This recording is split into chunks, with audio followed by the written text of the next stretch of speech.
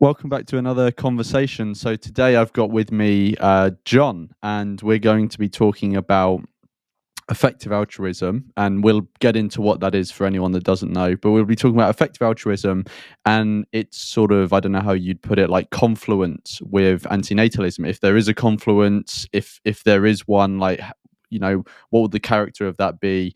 And yeah, that's what we're going to get into. So before we get into the actual sort of like bulk of it, do you, John, just want to go into like a bit about yourself, and like how did you come to be vegan and antinatalist? Yep, sounds good. Thanks for having me on. Anyone who's watching this, apologies for the terrible light situation. Lawrence and I have just spent a good 5 minutes fucking around trying to get the. I can swear on here, right? I mean, Yeah. yeah, Say that's. all you want.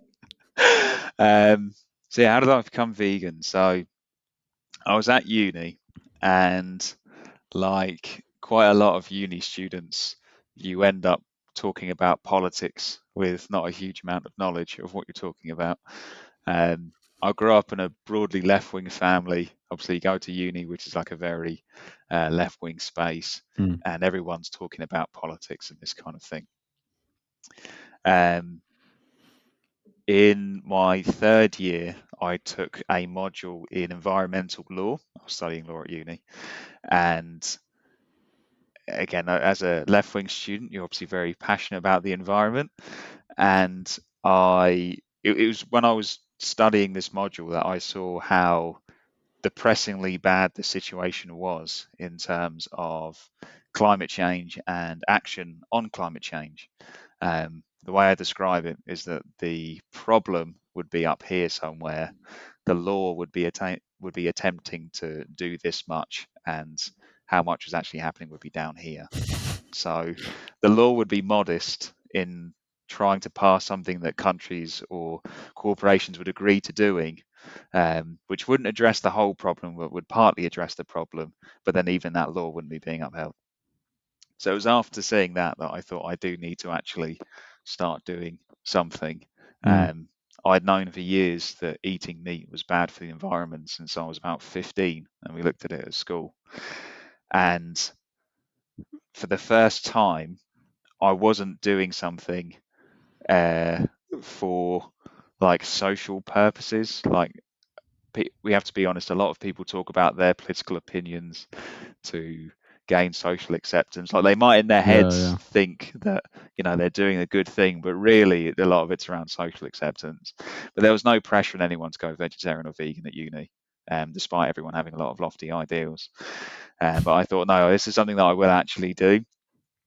I then Googled a video called, I just put into Google like why vegan, not vegetarian. Like I didn't even understand it. I actually thought that uh, by choosing to eat meat, I was actually helping animals, which is relevant for antinatalism because I thought, well, if it wasn't for me, then they wouldn't live at all. Yeah. So they have a good life, so I thought, and then a humane death, so I thought. And I'm actually doing them a favour, and the vegetarians are being squeamish and not helping animals by not giving them a good life. But yeah, after looking at slaughterhouse footage, looking at in particular the one that affected me was not all the violence that I saw, but it was actually calf, a mother cow being separated from her calf in the dairy Mm. industry that really got me on an emotional level. And yeah, I decided to go vegan. So this And was, oh, sorry, no, you go. I was going to say, so this was back in 2015. Mm. I think in the years since, I had thought that I might not have children for environmental reasons, because again, I knew that in terms of like carbon stuff, having a kid would be a bad thing. I then became worried as a vegan that if I did choose to have children, then they wouldn't be vegan. I know this is a controversial opinion, but Mm. um, children are raised by society. You can't brainwash your kids to do what you want them to do. And I was worried that I'd actually be creating more death and suffering by bringing non-vegans into the world. So I didn't realize at the time this was the misanthropic argument for antinatalism, but there was something that seemed off about me. And also, my girlfriend, who I'm still with now, had never wanted children. So while I hadn't really sat down and thought about it, I thought, okay, I probably won't have kids. Mm. and then Cosmic Skeptic on YouTube, who had recently gone vegan at the time, had an interview with David Benatar, and Oh, yeah, yeah. instantly, when I heard that his idea was that it was wrong to create sentient beings, I instantly had like negative opinions of him. I thought he was going to be an angry, Oh, bitter guy. really? It's so stupid because I was a vegan, and before then I was a preachy lefty and also a keyboard atheist. And there's obviously a ton of negative like stereotypes about all of those groups, all of which Yeah, I yeah. embodied, by the way, of being like preachy and angry. So I should have not been so judgmental. But then I listened to him and thought he's got a point. Then I listened to him debate Sam Harris, and Yeah, I yeah. thought, this guy's logic really stands up. I kind of explored the ideas with a few people, and I really did start to see the parallels between the arguments for going vegan and the arguments for going antinatalist. And then I think by the end of 2020, I'd say that I'm very cautious of labels because, as I was saying Mm, before, a lot of people pick a label for social purposes to get friends, and there's nothing really wrong with that. But I'd say by the end of 2020, I would have been an antinatalist, and I think since the middle of since the beginning of last year, I started to talk about it a bit more openly. mm. So that's a bit about you, but the reason I've got you on is because of something that I guess is linked to both veganism and antinatalism, but we Mm, haven't actually talked about, which is effective altruism. So, do you actually just want to go into just a basic guide of what effective altruism is to sure. anyone who's like uninitiated watching this, and also like how did you first come across like effective altruism? Sure. So, effective altruism, or EA, is a social movement that tries to do the most good possible using reason and evidence. I've worked in the charity sector on and off for about 8 years now, and a lot of the causes that people take up, as I was talking about before with me being left wing and this kind of thing, they're not chosen from. I'm still left wing, by the way, but I'd like to think I've No, thought now through he's it a a bit bigot. more. Yeah, now I'm just the shaven head. I'm just radically right Yeah. wing. Um, but a lot of the causes that people take up are mostly emotionally driven, um, and even the activism that people do for those causes is mostly emotionally driven. So EA's catchphrase is combining the head and the heart. So it's using the desire that a lot of us have to do good, and really trying to use reason and evidence to do the most good. And this started in the late noughties with like health interventions. The basic argument being that you could give for the same, for millions of pounds that you give to, say, a cancer charity in the West, you could save people's lives from easily preventable deaths like malaria for a few £1,000s in a developing country. And if you really want to do the most good, your proximity to the suffering or the good that you can do really doesn't make any difference. Like, Mm, obviously living in the West, we all know people who have passed away from cancer. But it's quite rare for us to know someone who's passed away from malaria, but that doesn't really make a difference. mm, At least it shouldn't ethically. That obviously this happens in different countries. And again, you can do so much more good for the money that you give to, say, cancer research. You can give it to a charity like the Against Malaria Foundation and do orders of magnitude more good in terms of saving human lives. So, started with health and development. They have a big animal welfare component as well, which I think is fantastic and also obviously relevant for veganism. Um, the site Animal Charity Evaluators evaluates charities by their impact and makes recommendations every year. I know that you use the site as well as I do. yeah, yeah.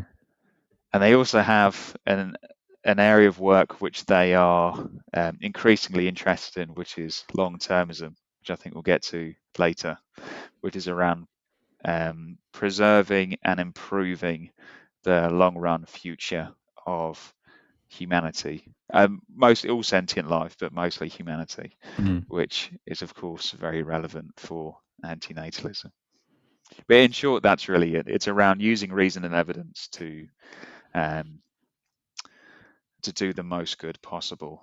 And I think, as far as uses those kind of methods, I think it's a fantastic social movement for sure. And before we go on to link it to antinatalism, if someone wanted to learn just about effective altruism generally, where would you point them as like a good intro? Would you say doing good better? I Uh, think just Googling effective altruism okay. main page would be good. So it's a movement rather than like one organization, if that makes Mm, sense. There's a bunch of affiliated organizations. 80,000 hours is their career advice service. The reason it's called 80,000 hours is because of the number of hours that you would approximately work throughout your career. It's how to use your career to do the most good. Give Well is phenomenal for charity donations, as we were talking about with like animal charity evaluators. mm. But I would start with just a Google search of effective altruism, see what's out there. It's all well like signposted and quite slick. Cool. So I'll put links to all that sort of stuff in the description so anyone can find it. So bringing it on to the main topic of discussion, which is so you've explained what effective altruism is, and so maybe some people are thinking, how is that related to antinatalism? And I'll just give my quick take on what I think is like the basic link between the two, and then if you want to like elaborate on it at all, go for it. Sounds But good. my like basic understanding of how they link together is basically that effective altruism, they, like you said, want to do the most good using reason and evidence, right? And they have they, let's say they have like a toolbox of tools they use to find out what's the most effective thing to do, and then Mm, practically doing it. But I think one sort of blind spot they have, or one tool that they don't have in their toolbox, is that just not creating new sentient beings is, I guess you wouldn't maybe call it altruistic, but it's at least it's preventing suffering that otherwise would occur. And obviously, effective altruism is essentially all about trying to alleviate suffering in the most effective way yeah. possible. And The what one thing I will antinatal, quickly add, sorry, about yeah, alleviating suffering is while it's not an exclusively utilitarian organization in the sense mm, of you have to be a utilitarian to get involved, the leading thinkers in effective altruism, Will MacAskill, Toby Ord, etc., Peter Singer, they are moral philosophers who are utilitarians and are mm, motivated by reducing suffering and promoting well-being. Sorry, just to mm. interject. No, that's all good. And I think I don't know about like inside EA spaces, but at least the conversations I've had with people about EA, it all generally seems to fall along utilitarian lines anyway when Yeah. you're having those conversations just naturally. Um, but yeah, so that's kind of how I see antinatalism and EA linking together. Is essentially EA are trying to do the most good with reason and evidence, and antinatalists are putting forward a new option for doing good, which is preventing, creating not creating new sentient beings to prevent the harm that would happen to them. Yeah, Um, definitely. And I think just to add to that, we've both been a bit, I don't know if disappointed is the right term, but we're both concerned that, especially in vegan activism, but also antinatalist activism, that this mm, approach of being very impact driven, impact focused, using reason and evidence to do the most good possible isn't really applied. mm. Well, so Um, okay, so this was going to be my question. My next yeah. question was: so, what are the positive things we can learn as antinatalists from effective altruism? And so, I guess the first major thing you would say is be evidence driven rather than, Absolutely, yeah. yeah. Be impact driven. The animal welfare stuff that they do is fantastic, and it's also quite intuitive as well. You really don't need to be an expert to Mm, understand the approach that they take. They look at things like the largest number of animals, the intensity of suffering. So, for example, over 99% of animals killed by humans are in agriculture. A lot of vegan activism obviously focuses on things like circuses, leather, animal testing, this kind of thing. And as vegans, we both agree that we are against those things. We don't think mm, it's good that the leather industry exists, but we can recognise that to be the most effective, that we should try to uh, focus on the biggest problems and counteract the biggest problems. mm, Um, Again, in terms of the approaches that they recommend, donating money or even better, using your whole career to work on a problem is more effective than volunteering. There's things like the systemic change approach, like changing laws, changing practices. That is more effective than necessarily like an individual change approach. For vegan activism, we're getting a lot of vegan activism focuses on that individual change of trying to turn people vegan. So I think there's just so much there in terms of being impact driven and really following the data, which yeah, again, there's just so much there for vegans and antinatalists to use, including looking at areas which get overlooked, like wild animal suffering, which obviously ties in with antinatalism, at least non-speciesist antinatalism that considers all sentient beings and doesn't have an idyllic view of nature. Their work on wild animal suffering in terms of career paths, recognizing like rating charities that work in this field and promoting research into wild animal suffering, again, is really, really useful for antinatalists and vegans, for sure. So just to put that in more like practical terms in terms of activism, I just want to give a couple of examples for people who may have done like antinatalist or vegan activism before. So essentially, what John was just saying in terms of the positive we can learn from effective altruism is essentially be like a lot of people in the like animal rights sphere engage in street outreach, which is individual change. And we're starting to see that emerge with antinatalism as well, with groups like so I say groups. I think actually I can only think of one group that does it, which is Stop Having Kids. Yeah, and if there's Danny another Shine, one, of course, and Danny Shine, of course, as well. Please do not procreate. But we'll let Danny do his thing because it's fucking hilarious and really entertaining. So it is great entertainment for us. I love his videos. So essentially, like vegan activism has been really focused, at least like recently in the past decade, let's say, on street outreach, individual change, and antinatalism is starting to get into that. And I think the thing that we can learn from effective altruism is going, well, let's hold up, like, sure, this is the like street outreach and individual change is the thing that we're used to doing, but actually, is it the most effective? That's what effective altruism is saying. They're basically saying, well, let's look at the evidence. Is it more effective to try get a high-paying job and donating like as much of that income as you can instead of going out on the street and trying to change individual people to become vegan or to not have any children or another child? That's essentially the critique that effective altruism, or not critique, but the thing we can learn from effective altruism that's positive is to really think about how we do our activism and how we can best spend our time to help animals and also like prevent new beings from being created. I think a really key focus, sorry, just to jump in again, a really key concept is the idea of an opportunity cost and how we have limited time and resources to affect positive change in the world. So what we decide to do is really important. And EA, effective altruism, says that it's not like we shouldn't focus on doing some good, which I get the feeling with a lot of vegan activism.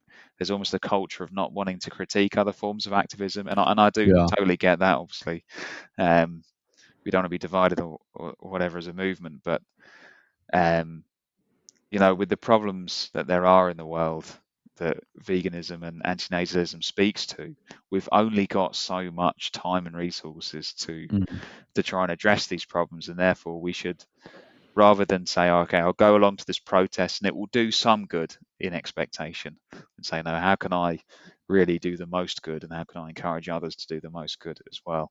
Because there is an opportunity cost to doing only a little bit of good that is potentially doing a lot more good with the time and resource that you spend on it. And so that's like the positive lesson that EA has generated that we can learn from. But what negative things do you think we can learn from EA? And when I say that, I mean, have you seen EA trip up over any hurdles or do anything do anything wrong that you think we as like antinatalists or vegans can look at and go, Yeah. well, okay, we can learn from that and not make that same mistake? So depends if we're going to get to long-termism a bit later or to address it now. I think. Yeah, we'll do it next. So Okay, sounds so good. leave that as the last one. Yeah, Do the others you have first. Yeah. great. So I think EA as a social movement is one of the best in terms of having likable people, as I say, being impact focused, um, and also disagreement as well. I think it's better than a lot Mm, of social movements in that regard.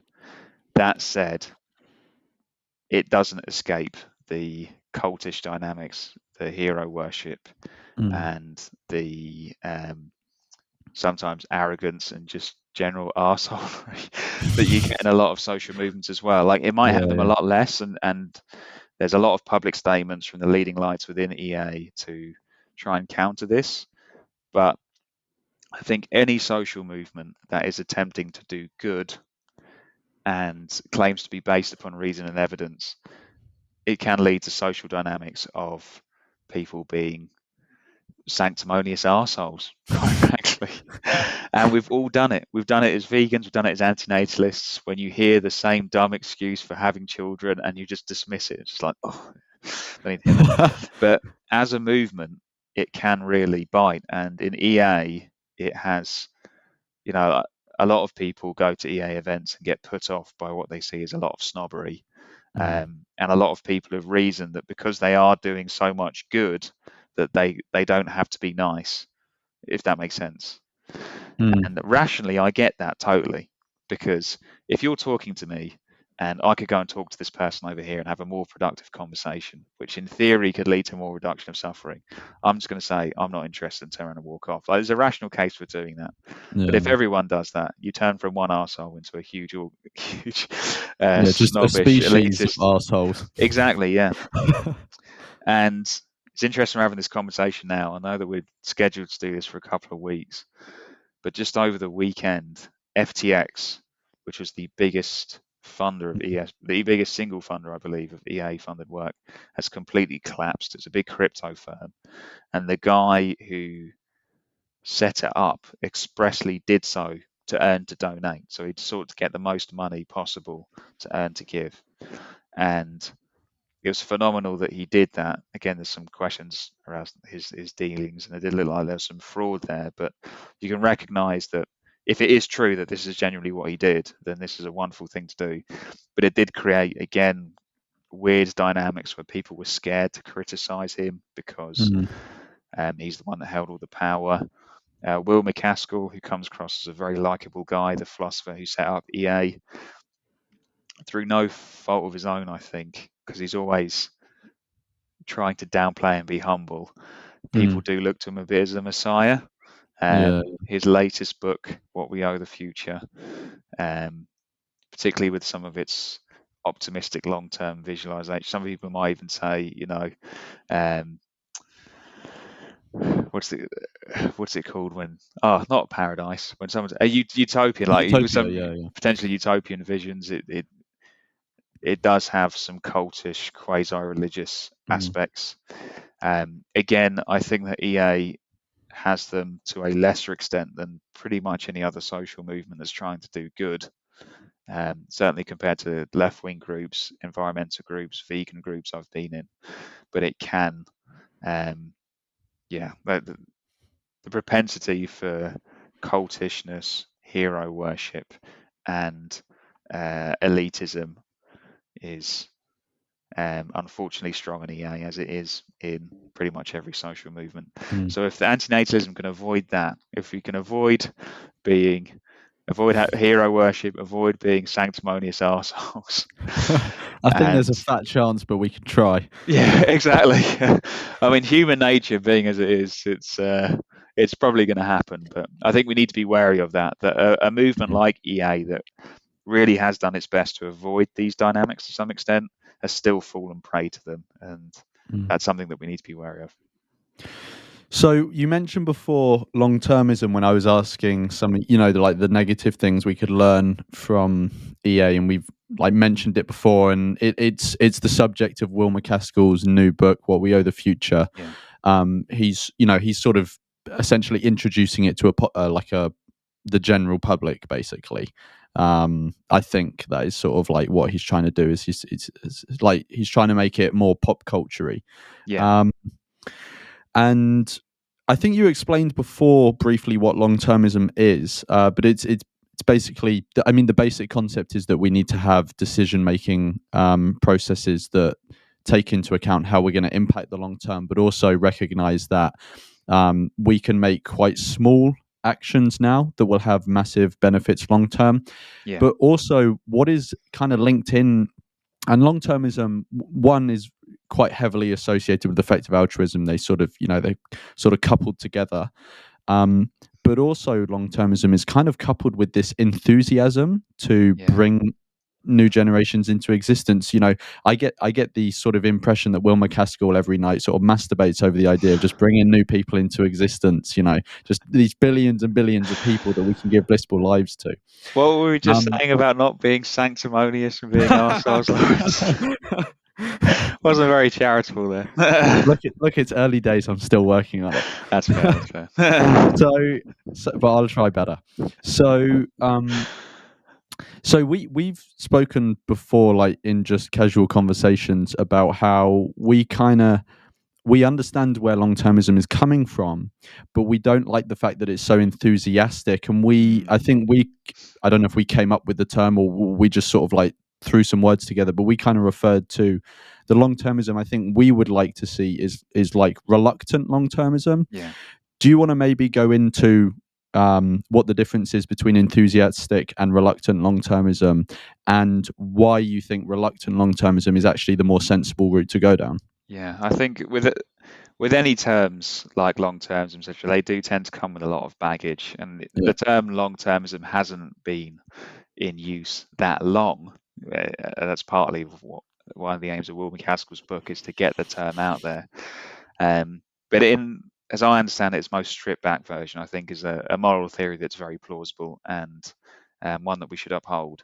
And that is that sentient beings matter, no matter who they are in terms of the characteristics that they might have. If they're sentient, it doesn't matter if they are, the differences between people, black, white, rich, poor, countries that people come from. That doesn't matter. Doesn't matter where they are either. Doesn't matter if they're in the UK like we are or in a different country.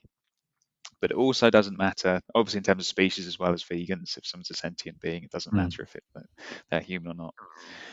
But also, there's idea. This idea says it doesn't matter when they are either. The idea being that if I do something now which hurts somebody in the future, let's say that I like drop to use Wilmer Castle's example, I drop a glass bottle and then I don't clear it up. And then through some weird future technology, I get a phone call in the future from someone 100 years down the line who says, "You asshole, why did you not clear up that glass bottle? I've just cut my foot in it. And I've just done some harm. It was wrong of me to drop that bottle because Mm. in all expectation, I knew that there was a very good chance they would cause some harm in the future. And it's not relevant that that future being doesn't exist. So when we look at certain actions that we take today, like climate change, for example, we know that there's a decent chance that these actions will harm sentient beings in the future. And therefore, we should refrain from doing it. We should refrain from trashing the planet if it's going to harm those future beings. The reluctant and enthusiastic distinctions come in as they relate to the thing we were talking about with EA and this utopian vision of, our future technologically advanced Star Trek kind of universe where suffering has been engineered out of the experience of sentient beings, and it's just this glorious techno utopia. Enthusiastic long-termists think that future people matter, and it would be a terrible shame if they don't come into existence, providing they don't live completely miserable lives. They think that it'll be a wonderful thing to do to have a really glorious long-run future. And reluctant long-termists like us, like antinatalists, think, yes, the beings that will inevitably come into the existence matter. You know, the baby that will be born tomorrow in, I don't know, Argentina, who I'll never meet, they do matter morally. But it is a shame that these beings are being brought into existence. So we're reluctant in the sense of we recognize that those sentient beings matter, but it's a shame they're being brought into existence. And in that sense, it's really no different to the attitude that we have towards sentient beings that exist today. Like, I think you matter morally, Lawrence. Cheers for that. I just so you know, just in case you didn't know it. But you know, I can say it was a shame that you were brought into existence, and Cheers for that you as can say well. the same about me. Oh yeah, just another asshole, just polluting the planet and all this stuff. No, I'm just kidding. But you know, we can recognise that as antinatalists, it is a shame that sentient beings are created, but they still morally matter. And I don't think the time when they are brought into existence is relevant. Yeah, like the way that I would put it most simply of the difference between enthusiastic and reluctant long-termism is basically that like both worldviews care about future sentient beings. It's just one wants to actively bring them into existence and the other one doesn't, but recognizes that some inevitably will. And yeah, I think it seems to me like antinatalism fits very well with reluctant long-termism. If anything, it's sort of antinatalism is the foundation to reluctant long-termism. So if that's a bit about like effective altruism, how antinatalism can link to it, the lessons that we can learn from EA in positive and negative ways, so things that we can aim towards we've learned and things that we can try to avoid. Talking about antinatalism as a sort of like antinatalism, how's it best to say this? So thinking about antinatalist activism, but using the EA framework, what topics and issues do you think that form of activism should care most about and requires the most attention? Obviously, like we haven't done a study or any we haven't compiled a report to know exactly what those topics are going to be. But off the top of your head, what do you think are the key topics that like antinatalist effective altruism should focus on? Yeah, I think this is where my opinions differ from a lot of the antinatalists that I have encountered online, in thinking that human procreation shouldn't actually be top of the agenda when it comes to antinatalist activism. And the reason is twofold. The first being that humans make up a comparatively small proportion of sentient beings alive today. 7 billion human, well, about 8 billion now. I think we've just reached 8 billion. Yeah, at least sometime this week we're going to reach 8 billion. So 8 billion humans, but as a low estimate, in 1 year there will be 56 billion farmed animals, and that's a very low estimate. I've seen estimates 80, 100. I'll just pick the lowest one. And then when it comes to wild animals, the number of wild animals just dwarfs the size of the farmed animals. So in terms of the number of beings, humans are quite small. And secondly, the quality of human lives is, by certainly any metric that I've come across, considerably better than most, if not all, non-human animals.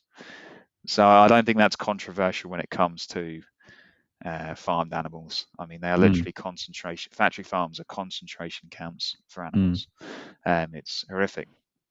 But when it comes to wild animals, even within the antinatalist community, and you've got groups like Vehement that want humans to go extinct so that nature can flourish and we'll have thriving ecosystems again. And just for anyone that doesn't know what Vehement is, it's voluntary human extinction movement. Yeah. So the idea where human beings should go extinct because because of our impact on the environment. And if humans weren't here, you would have perfectly balanced ecosystems and everyone living in harmony. Um, yeah, the amount of suffering and death in nature is just extraordinary. So many animals are strategists when it comes to reproduction, which means that they'll have lots and lots of offspring, because not many of them will survive. So for a visual example, if you think of like a frog, they'll create lots and lots of tadpoles. And for a frog population or any animal population that isn't growing, the number of frogs that would survive to breed is one. So if you think of those hundreds or thousands of tadpoles, just one reaches adulthood and the rest of them all die. So we have to acknowledge, again, the quality of life that humans have compared to non-human animals, as well as the number.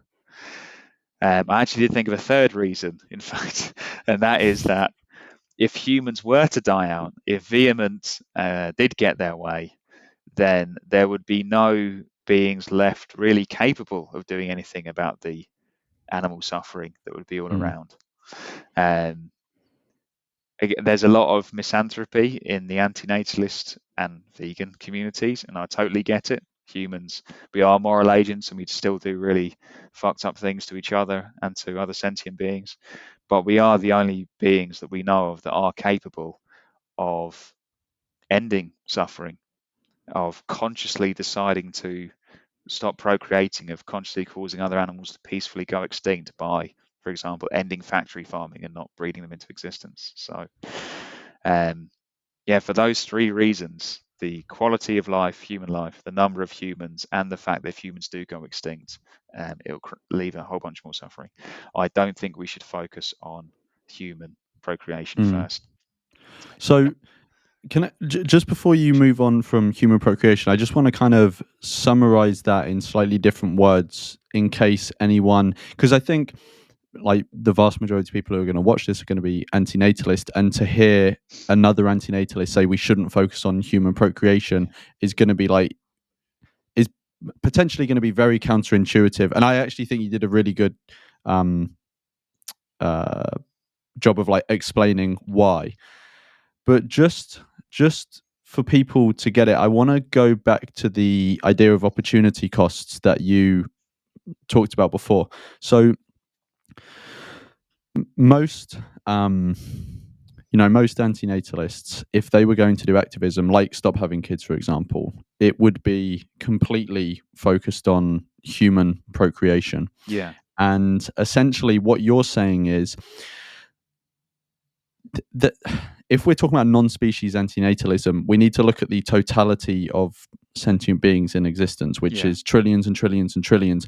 Humans, and even the sentient beings we create, like in domesticated animals, like domesticated animals and humans put together are still a tiny percentage of the overall number of sentient beings who can suffer, which is the suffering they go through and we go through is the stuff that we're concerned about and we want to alleviate and try and prevent from happening in the first place. And so you have an opportunity cost when you focus your activism on human procreation. You fall foul of opportunity costs in the three ways that you spoke about. So one, you're putting your effort into a section of all potential beings or all beings that do exist that is very small. So you're aiming at a very narrow slice. That slice actually is like relatively well off. In obviously not every human is relatively well off. Like some humans will have completely shit lives, but generally speaking, humans as a category have relatively good lives compared to most sentient beings. And also, if we do focus on preventing humans from coming into existence, it'll mean that we could potentially hinder the capacity. We would also hinder the capacity for humans to do bad, but we would hinder the capacity for humans to do good for the vast majority of other like beings that are out there, right? So it's if we focus on human procreation, these are the opportunity costs we're going to fall foul of. And that is why the effective altruist framework points away from human procreation as to where we focus our efforts, because it's essentially like there are low-hanging fruits and human procreation isn't really one of them. Yes, It would be absolutely. like, to give an analogy, if we want to focus on humans, it would be like, as an antinatalist activist, going into the richest part of the world and trying to convince rich people who have probably one or two kids, and the kids have relatively good lives, trying to convince them to have no kids, rather than go somewhere else where people are having loads of children and the children have shit lives, and going in there and trying to help those people to not have, more kids by access to contraception and education, all of that sort of stuff. Yeah, absolutely. I think I'm noticing a pattern here. Well, I will waffle on for a good few minutes, and then you'll succinctly summarize what I was trying to say. So I definitely appreciate that. Well, no, I mean, I waffled there as well, so. It's the blind leading the blind. Um, one thing I will say though is that, well, I don't think this should be the primary cause area of antinatalist activism.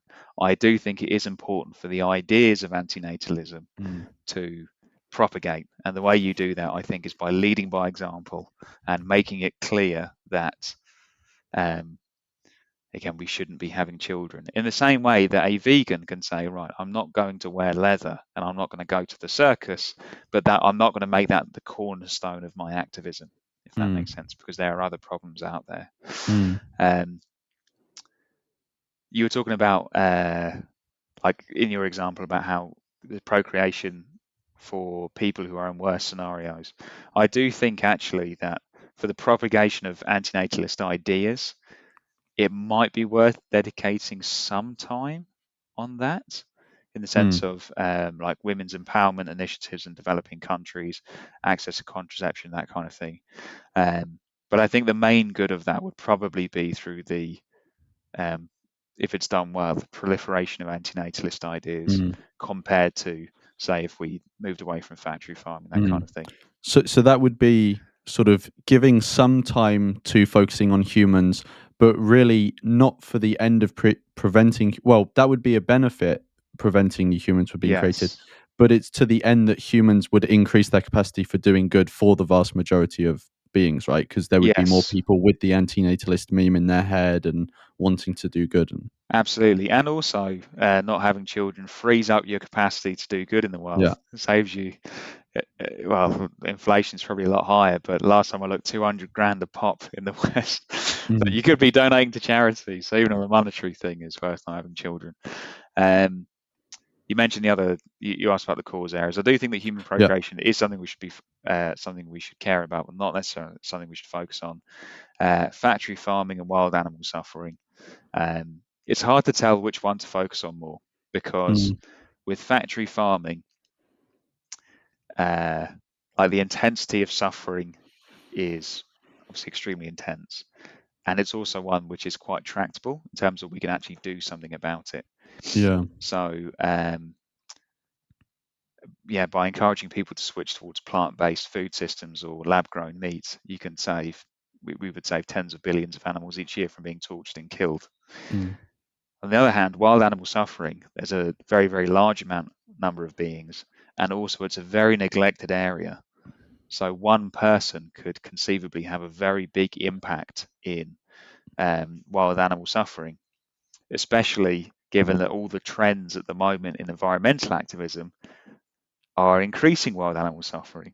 So, for example, even in vegan communities, it's quite popular to advocate for rewilding, where you take an area of land which doesn't have wild animals there and you create one of these thriving ecosystems.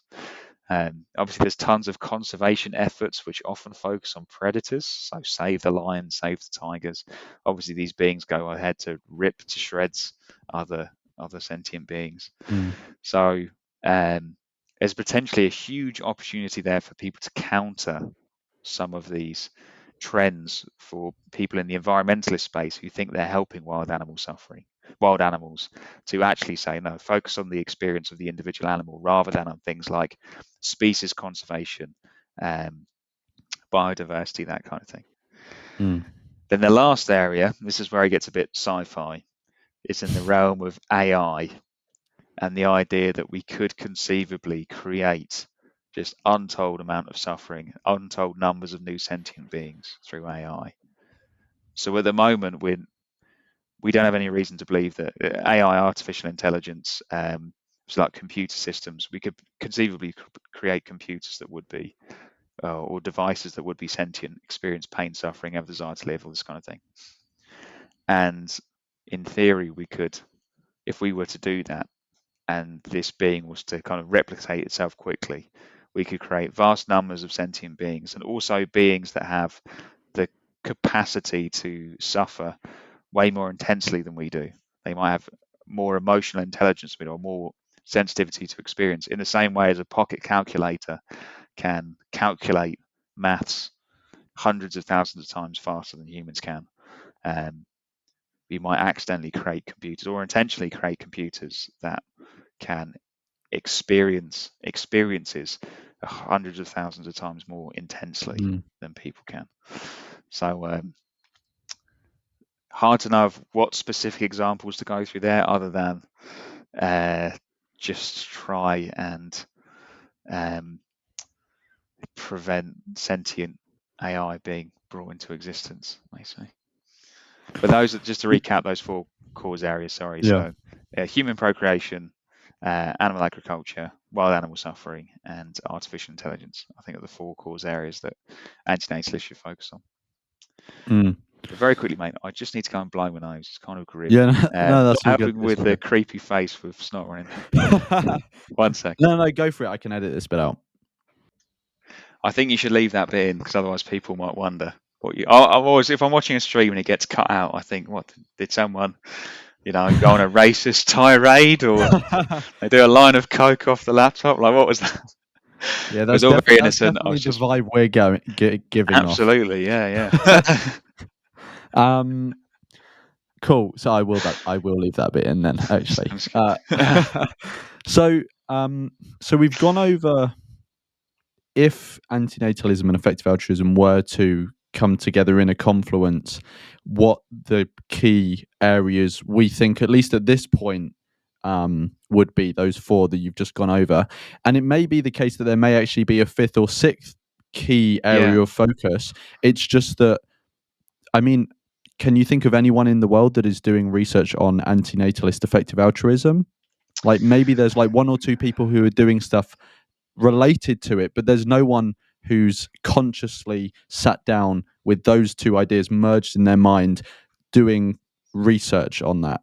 Can you think of anyone? Yeah. I don't know anyone who would give themselves the label of an antinatalist effective altruist. There are people in the effective altruist space, like Brian Tomasic and Magnus Finding, who have certainly said antinatalist adjacent things.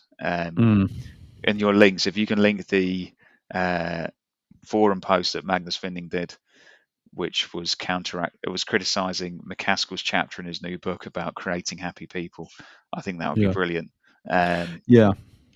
And there are organisations that are EA affiliated, the Centre for Reducing Suffering, the Centre for Suffering Risk, this kind of thing. But no one that has all the, the complete package, if you like. There's not like a David Benatar type philosopher who's EA affiliated. And one day, hopefully, there will be. But one thing I will say is there's just still so much out there for antinatalists. Their research on animal suffering, even some of their research on AI, to be fair, because people are concerned about this in the EA communities, like, can we create AI that suffers? The research on animal agriculture, and interestingly, in their global health and development portfolio, women's rights charities, access to abortion, access to contraception, etc., on human procreation. So there's lots of evidence-backed initiatives that we can definitely get behind, even if it doesn't at the moment come under the banner of antinatalist effective altruism.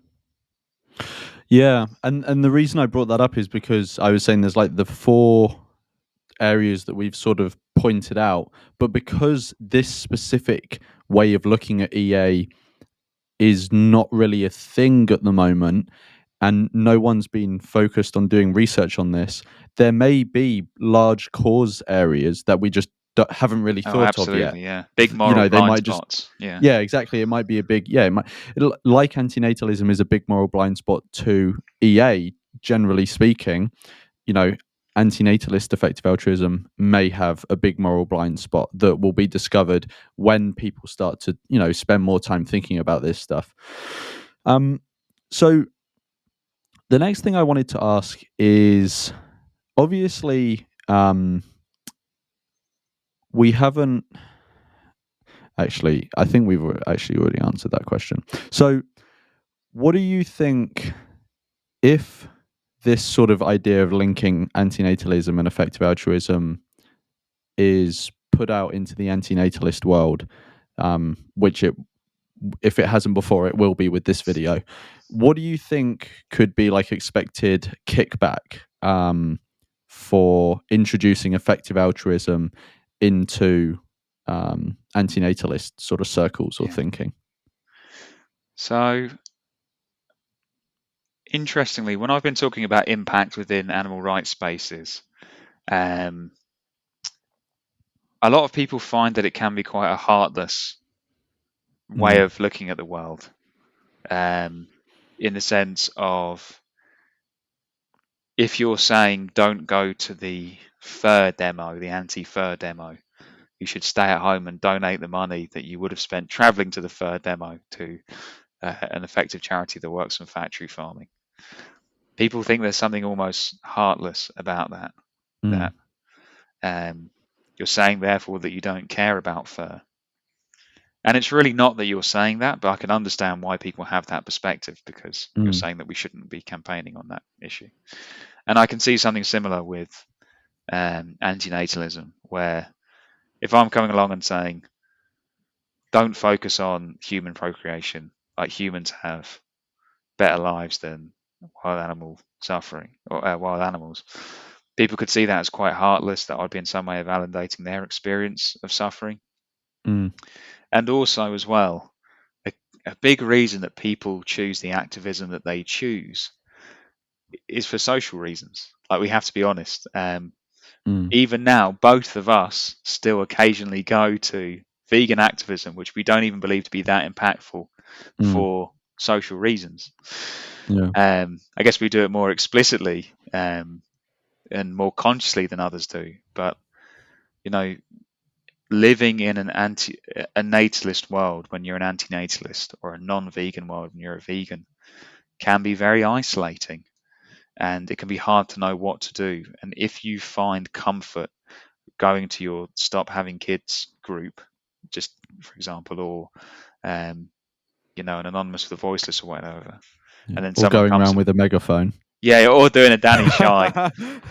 That Danny could do it in the EA antinatalist future that we'd all like to live in. Danny Shine would still be there, Yeah, raising he's one of the key cause areas. It's those absolutely. four and megaphones. And his role would be to keep the spirits up of antinatalism Yeah, by just yeah, producing such great content.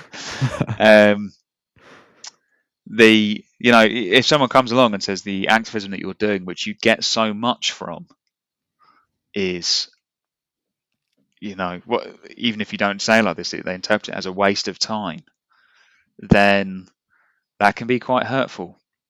And Mm, again, for people who aren't used to engaging with data, who sometimes find this stuff intimidating, you can appear like that snob that comes along and says, mm, well, the evidence doesn't back this, the study did this, and this kind of thing.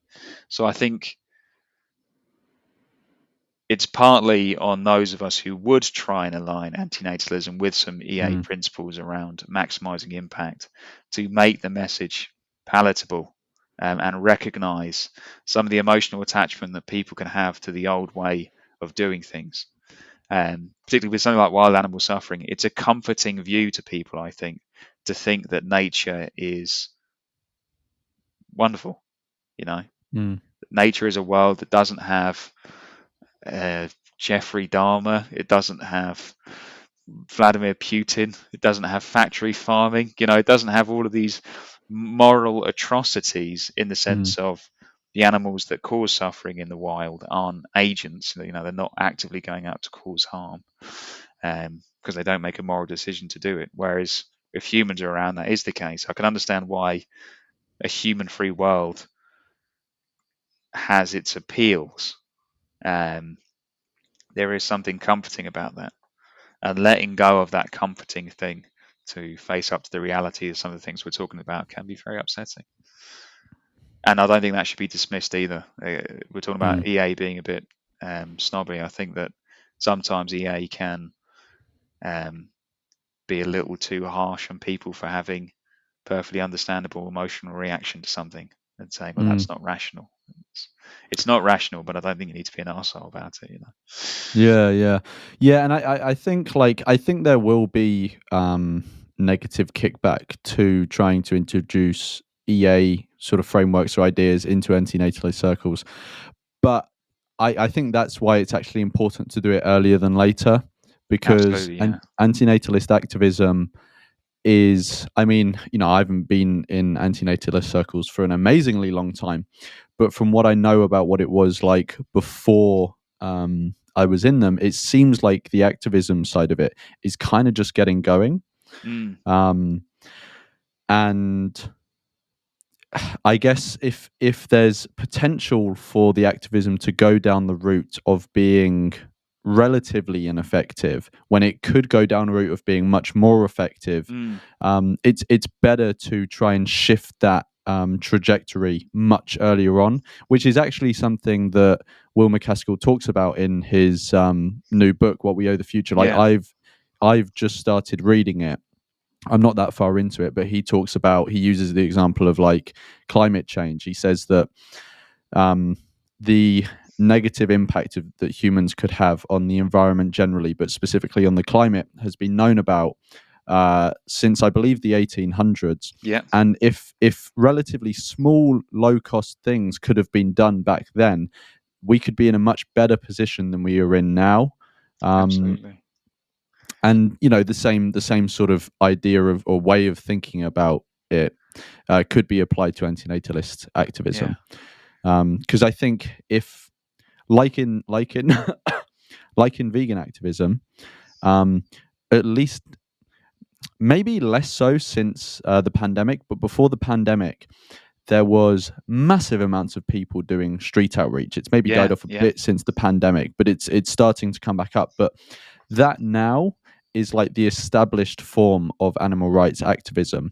Absolutely. And if earlier on the trajectory of animal rights activism had gone more down the effective altruism route using that framework, the animal rights movement could have done a lot more than it has done to date so far. Not saying it hasn't done a lot, like the animal rights movement has come a long way, but using the EA model of things, it could have done a lot more in the time and energy that we've spent. And so, trying to address these things early on in antinatalist activism can help avoid that opportunity cost. Absolutely. And I was going to say, antinatalist activism is looking out to other social movements that have come beforehand, like animal rights, and they see the dominant modes of activism. They see it's protests, it's placards, it's billboards, it's individual change stuff. And the other stuff, like sitting at home donating or signing a petition. Sorry, mate. No, it's all good. Finish this one. That stuff is less visible. It's not what you see around you. So if you're trying to form a movement, it's easy to rally people around a literal rally than it is behind, I think, donate, click on this link and donate, But sorry, mate, you were saying. No, I was just going to say, I think it's definitely true of animal rights, because I think my perception has been, and it's not like I've done a study on this, but my perception has been that most people who are starting to do antinatalist activism are coming over from the animal rights movement, because I think generally they tend to be vegan activists who either are newly antinatalist or have been for a while and are pivoting into antinatalist activism. But with that backdrop of their animal rights experience. I mean, that's how it is for me, and I think it's the same for you, isn't it? Yeah. I've been vegan and antinatalist round about the same time, but I've been doing animal rights stuff for 5 years, and I've only really just started doing antinatalist stuff in the past Yeah. couple of years. So I definitely came from that perspective. So I asked about what you think could be kickback from introducing EA ideas into antinatalist circles. But what about the other way around? What if we put out this video and loads of antinatalists are like, this is a sick idea, let's start doing this. And we start to build some momentum, and then then the wider EA community learns about this new sort of offshoot, or whatever you want to call it, um, of EA being a sort of antinatalist tinge to it. Do you think there could be any potential kickback from the wider EA movement? So one like example that I can think of straight away off the top of my head is the rest of EA seeing like the antinatalist form and going, well, that could be really fucking bad PR. So let's fucking ignore that or quelch that. I think that is the pushback that people have had, and I don't know if you're familiar with David Pearce, the philosopher, transhumanist philosopher. Speaks a lot Yeah, about yeah. wild animal suffering and engineering suffering out of sentient existence. And one of the things he says is that we're just not going to be able to convince people that stopping creating sentient beings is a good thing. So we should try and engineer suffering out of the experience of sentient beings, because sentient beings are going to be created. And to some extent, I am very sympathetic towards that view. But then on the other hand, I think no one has really tried to propagate this. And similar criticisms could be made of every social movement before it's really gotten going, especially an evidence-backed one. Because again, EA was quite groundbreaking. It's amazing how young EA is. It's only since 2009 since it's really got going. And it's achieved a lot, but it's really quite shocking for someone who works in the charity sector how groundbreaking that approach is to using reason and evidence to do the most good.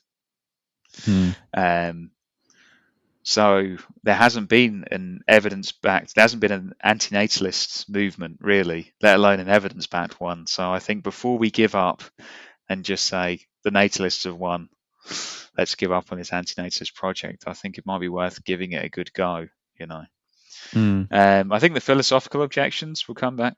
I think in a similar way that a lot of vegans take comfort in the idea of a thriving ecosystem without people and how wonderful that is. I think there is genuinely something comforting about the idea of a techno-utopian, glorious human future where we don't have a Ukraine war, where we don't have climate change, where we don't have children dying of malaria. There is something motivating about that, and I think it gives people a place in the world. And all of us who get involved in a social movement, I think, need to be careful that we are genuinely trying to do the most good, not for those self-serving purposes I talked about earlier with me being a left-wing student. We have to be constantly guarded about that, because it's so easy to rationalize yourself into taking a position which you personally find comforting and convincing yourself that that's doing the most good. So striving for this techno-utopian future rather than working on the problems we face today can be more exciting, more comforting than the alternative.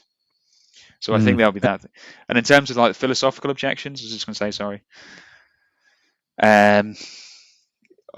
Rather disappointingly, some people in the EA community have given antinatalism an unfair hearing. They haven't given it a fair hearing. I think another post there from Magnus Vinding about the dismal dismissal of suffering-focused ethics. We've got leading lights in the EA movement like Will MacAskill and Toby Ord calling suffering-focused views like lead towards negative antinatalism. Call them transparently silly. Will MacAskill has said that these kinds of views question the assumption that life is wonderful and a gift and therefore should be dismissed. I'm slightly paraphrasing there, but essentially that a view should be dismissed for questioning the premise of life being a good thing. Well, if antinatalism is a philosophy which questions the inherent goodness of sentient existence, then according to Will McCaskill, it should just be dismissed out of hand, Mm. And then others in the EA community just saying things like, antinatalism is about as sophisticated as keyboard atheism, and it's just this edgy counterculture thing, and just not addressing the serious philosophical concerns that someone like David Benatar would have. Mm. Um, so that's a shame, a Mm. great shame. But as I said, I do think there is opportunity there because these views haven't been put forward in this evidence-backed and reasoned way before. Mm. Um, so yeah, I think there's lots of potential for positive impacts. Yeah, I got two things just off the back of that came into my mind. So, if I forget the second one, remind me with David Benatar. Okay, So the sounds first good. one is, I think, one potential sort of I don't know if drawback is the right word, but one potential obstacle with getting well, one potential obstacle with measuring the good that is done through an antinatalist lens, but also getting antinatalism and effective altruism as a merger to be more accepted generally by EA, is that I think the benefits that would be brought around by introducing antinatalism are not necessarily tangible, Yeah, because the benefits come in not creating people, and it's hard to see, because what you're trying to do is essentially maintain non-existence rather than more sentient beings being created into it. It's hard to tell what the actual benefits have been. So it, absolutely. Yeah, which would maybe be one valid criticism of antinatalist EA, that like that may be one valid criticism that has to be like ironed out. What is yeah. an effective way of measuring the good that can be done through an antinatalist lens? So I think that may be one thing that maybe means that the antinatalist sort of flavor of EA is seen as less credible. One thing I will say to push back is that the same Yeah, could be said about this long-term future stuff.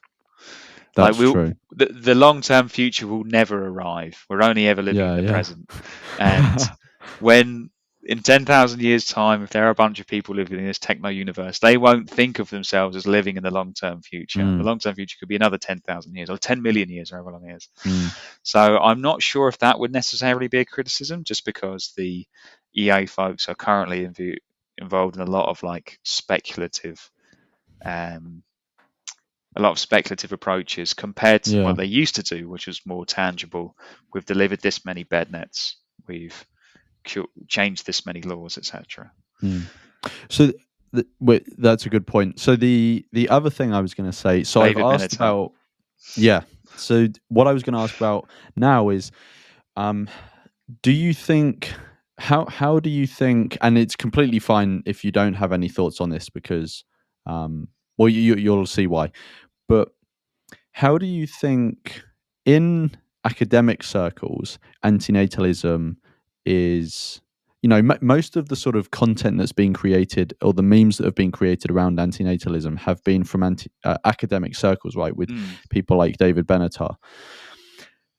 How do you well, and often people in academia are used to working in abstracts or working with ideas rather than the practical implementation of said ideas, right? And yeah, maybe one person who straddles those two things is Peter Singer. He very much works in the abstract, but also in the practical as yeah, well, with things practical like the ethics. life you Yeah, can save. Yeah.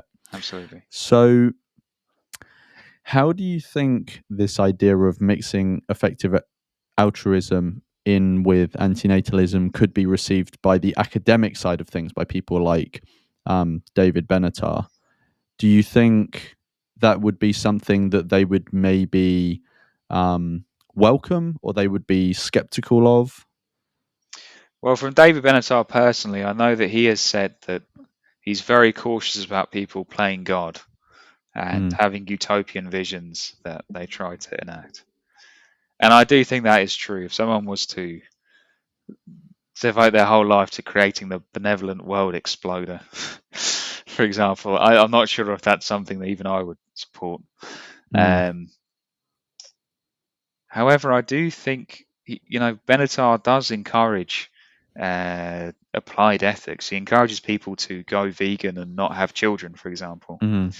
Um, and I think that, from my understanding, like, philosophers are generally quite happy to see applied ethics, because one criticism of philosophy that we've all heard is that it's just a bunch of people arguing and nothing changes. A bunch of people arguing back and forth in these academic journals that no one Mm. reads, a bunch of old men stroking their beards, and no tangible good happens in the world.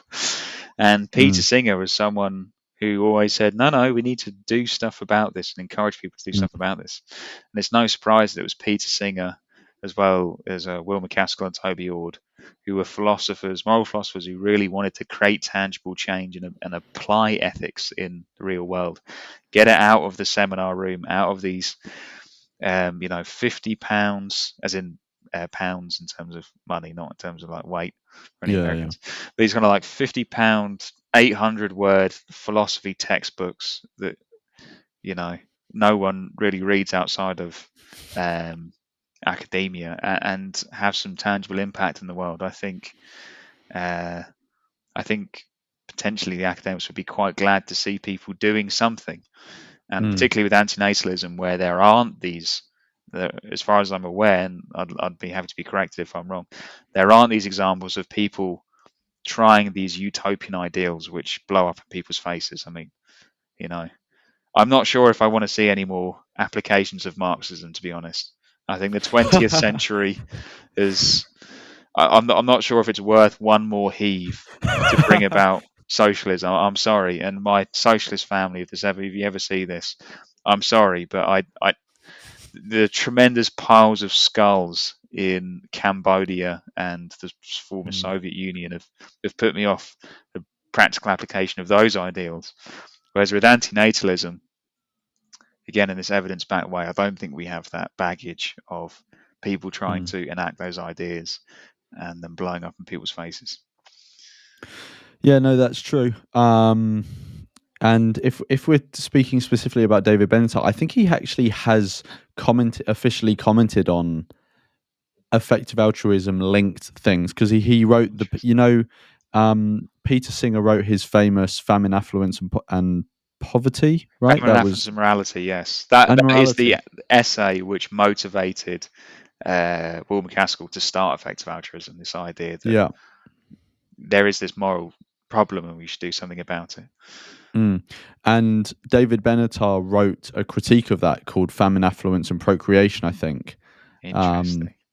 So I'll link that in the description as well for anyone that wants to read that. And he was basically making the point that we're making, and he was saying, like, yeah, it's good what you're saying, Peter, as in Peter Singer, but one thing you're missing out is that actually non-procreation is a meaningful way that we can attain the things that you're saying that we should try and attain, Absolutely, yeah. or strive for. So it would be really interesting as things progress, if they progress, to see what someone like Benatar's reaction would be, Yeah. because it's something he has commented on. So, and commented on, making the same critique that I think we're basically making in this video. And one thing I will say is that the leading lights in those leading philosophical lights in EA, so Peter Singer, Toby Ord, and Will MacAskill, mm, are all aware of Benatar. They've all replied to some of mm, his work. Again, not in a way that I think is particularly convincing, but Benatar gets a mention in MacAskill's book, doesn't seek to try and counter his arguments, which is a bit of a shame, especially as he wrote a chapter on population ethics, it being a good mm, idea to create happy people. But he is on the radar of some of the leading philosophical lights within EA, mm. and I think that's a start. That's there's potentially some potential. Potentially some potential is a horrific sentence, but you know what I mean. Yeah. But it also means that at least generally EA is aware that antinatalism exists as a thing, so Yes, it's not going to come absolutely. Yeah. completely out of the blue. Yeah. So what if what if someone is listening to this and they're convinced by what we're saying, and they think, you know what, I actually think it's a good idea to use an EA sort of framework strategy applied to antinatalist activism, um, and I want to pursue this. What do you actually think tangibly an individual antinatalist watching this video can do now? We haven't, not all the research has been done Yeah. on this specific thing, so we don't know exactly concretely what the most effective things are to do. But from your understanding at the moment, what advice would you give someone watching this video who is convinced? What should their next, or what would you advise their next steps Yeah. to be? So one thing I would say is that while we don't necessarily know what would be the best thing to do for, like, I'll call it the total antinatalist approach that addresses all four of the cause areas that we talked about Mm, using an antinatalist lens, there is still some promising work, like I was saying, for each of these different areas. So um, I think we should take advantage of all of the different resources that EAs have put out there about how to have impact on factory farming, on women's rights and reproductive rights, on wild animal suffering, on AI suffering. There's still a lot out there that we can do. Um, so I think at this stage, I would just encourage people to get familiar with EA. If you go to 80,000 Hours website, you can download their career guide for free. Um, if you go to GiveWell, you can see the different avenues to use your money to donate to, really positive, impactful causes which align with EA. Um, yeah, it's basically just to use all the stuff that's out there, because there is a lot out there, and then to mm. plan what kind of impact you can have using this antinatalist lens in the cause areas that we mentioned.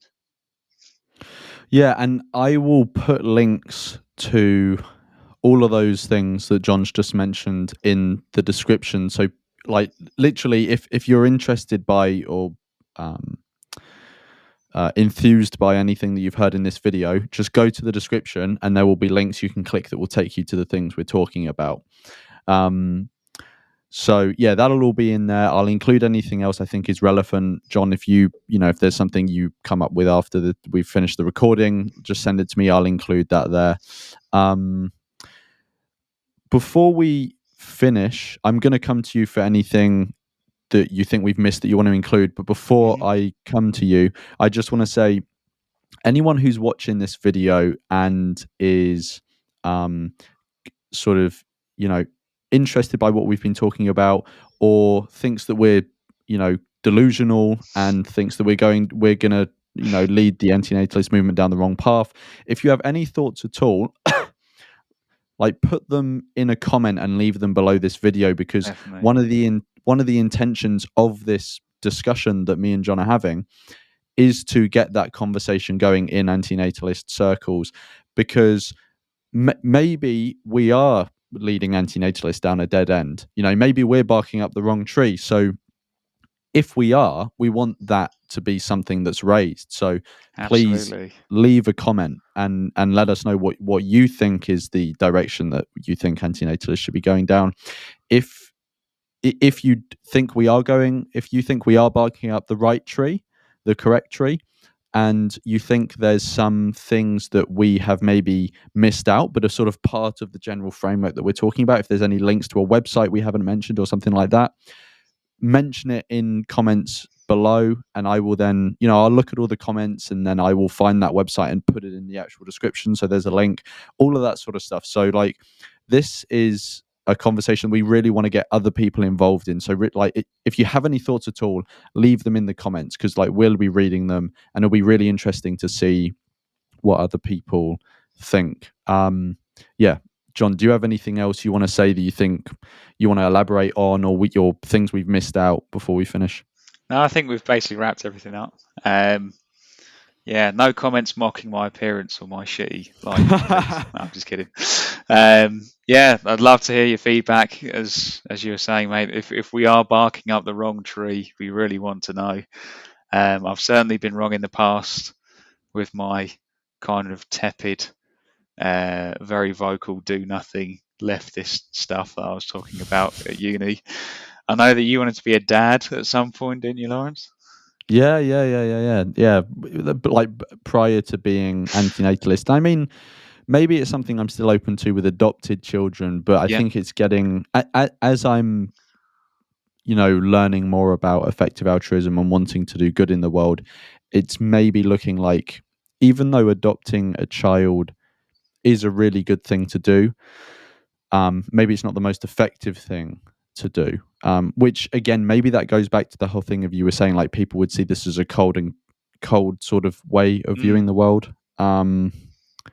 But yeah, we'll see. definitely. And I would encourage people, because some people really do have that parental Mm, kind of knack. And there's one thing that I am concerned about, and it follows on from saying that we want to know that we are, if we are wrong, is that I'm still worried with antinatalism, although it does make a lot of sense to me, that I may have found a philosophy that just so happens to be convenient for me. So we were mentioning before about beliefs which are comforting. mm. I'm in a long-term relationship with someone who's never wanted children, and it just so happens we're both vegan, and it just so happens that I found a philosophy that neatly is just perfect for a vegan couple that don't want to have children. That there's something very coincidental about that. So basically, you're just worried that antinatalism is a thing you've latched onto, so you don't have to break up with your girlfriend. Is basically what you're saying. Basically, I'm so desperate that I've created this philosophical facade, and it's really just me, not me, just being a massive simp and putting my life on hold, my pro-natalist, wonderful life on hold to stay with my current girlfriend. Um, but yeah, thank you so much for having me on, mate. I've really enjoyed this. And thank you for Yeah. neatly and succinctly summarising my points when I've rambled on for minutes on end. Definitely That's all good. That's appreciate that. that's what I'm here for. I'm just making it. I'm just making sure that you use your time in the most effective way Thank possible. you. Exactly. Very EA of you. Yeah, that is all I wanted to do. Yeah, no, thank you for coming on. I think, like, this, hopefully this will be sort of like the start of a conversation that carries on, and people will be able to pile on more ideas, and something tangible will come from it. But we will see what people put in the comments. But yeah, it was a great discussion, and thanks for coming on. Great. Thanks, mate.